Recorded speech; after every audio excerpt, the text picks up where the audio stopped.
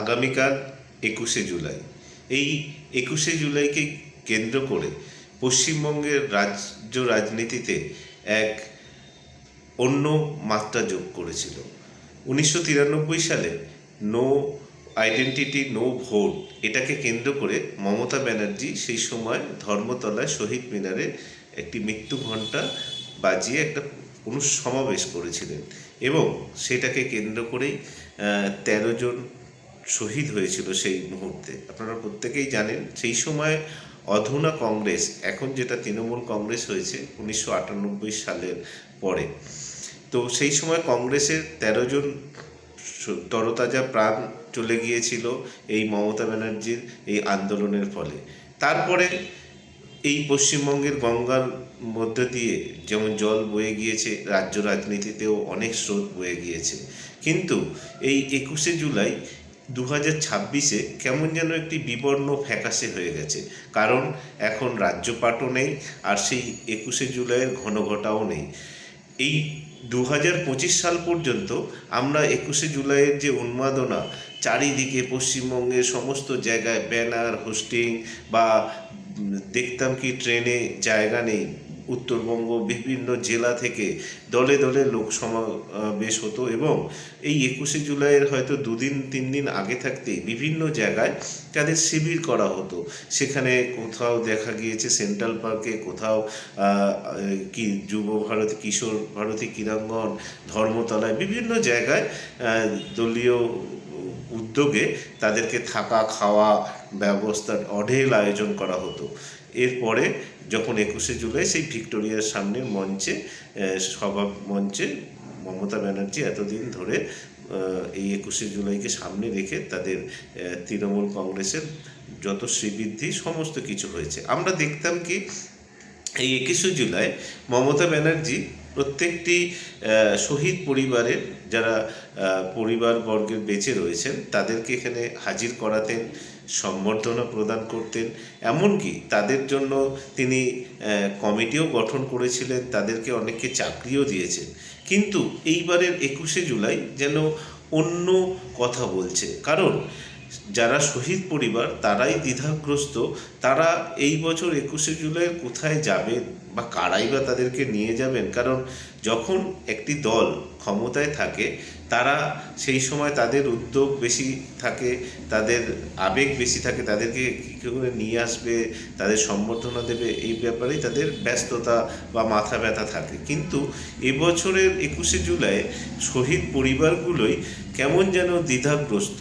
কারণ আগে আমরা দেখতাম কি যখন ইস্টবেঙ্গল, মোহনবাগান বা মোহামেডানে কোনো ভালো প্লেয়ার যদি সই করা হতো তাকে রাতারাতি হাইজ্যাক কালচার ছিল, মানে কোনো বড় দলের কর্মকর্তারা তাদেরকে তুলে নিয়ে চলে যেত এবং অন্য জায়গায় হোটেলে বা কোনো কারোর বাড়িতে রেখে জোর করে গান পয়েন্টে বন্দুক রেখে তাদেরকে সই করাতে বাধ্য করতো। কারণ তাদের কাছে মূলত চ্যালেঞ্জ থাকতো ট্রফিটা যে করে হোক তাদেরকে নিয়ে আসতে হবে।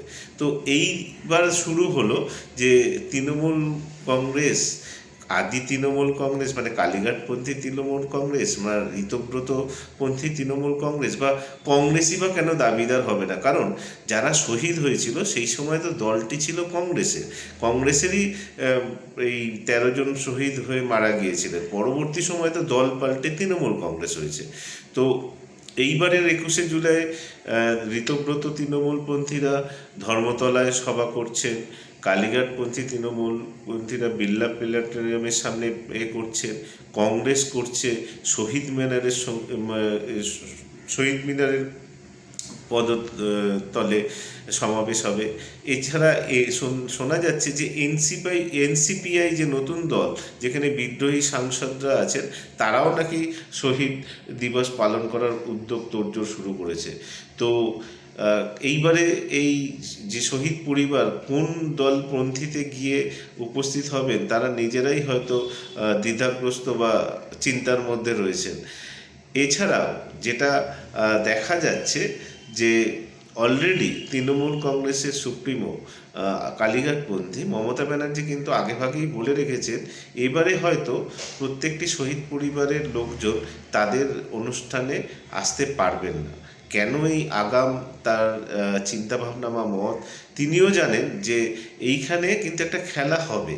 কারণ যারা বিরোধী শিবিরে রয়েছে তারাও তাদের সাথে এই শহীদ পরিবারের সাথে হয়তো যোগাযোগ রাখছে, এবং তারাও যে কোনো যেন তেন প্রকারেণেও তাদেরকে হয়তো তাদের মঞ্চে একটা হাজির করানোর চেষ্টা চলবে। তো আমাদের যেটা ধারণা যে এই যে শহীদ পরিবারগুলো কিন্তু এইবারে ছিন্ন বিচ্ছিন্ন হয়ে তাদেরকে উপস্থিতি তাদের হয়তো দেখা যেতে পারে। হয়তো তৃণমূল কালীঘাট তৃণমূলপন্থীদেরও কিছু লোক যেতে পারেন, আবার ঋতব্রত তৃণমূল শিবিরেও কিছু যেতে পারেন।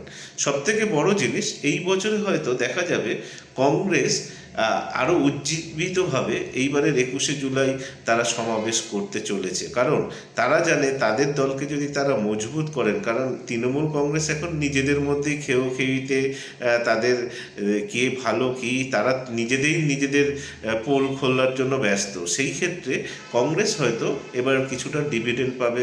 যারা দেখছে কর্মীরা জল মাপছে বা নেতারা যে এদের সাথে থেকে হয়তো কোনো লাভ নেই, যদি তাদেরকে রাজনীতির মূল স্রোতে থাকতে হয় তাহলে হয়তো কংগ্রেসকেই এবছর তারা বেছে নেবেন। বা আমাদের ধারণা যে কংগ্রেস কিন্তু আস্তে আস্তে শক্তিশালী হবে, এটা জাতীয় রাজনীতির প্রাসঙ্গিকতায় হোক বা রাজ্য রাজনীতির প্রাসঙ্গিকতায় হোক। তো আমরা চোখ রাখবো আগামীকালই সেই মেগা ইভেন্ট 21শে জুলাই। কারা কোন দলে যান এটা তো আমাদের নজর থাকবে। আপনাদেরও যদি এই নিয়ে যদি মতামত কিছু থাকে, দর্শকবৃন্দর কাছে আমাদের বিনীত অনুরোধ থাকবে আপনারাও আপনাদের কমেন্টস লিখে বা আপনাদের যদি কোনো মতামত থাকে আপনারা আমাদেরকে সরাসরি জানাতে পারেন। আসুন কালকের 21শে জুলাইয়ের জন্য আমরাও প্রস্তুত হই, নজর রাখি। আগামী দিনে আবার এটা নিয়ে আমরা নতুন প্রতিবেদন করব। নমস্কার।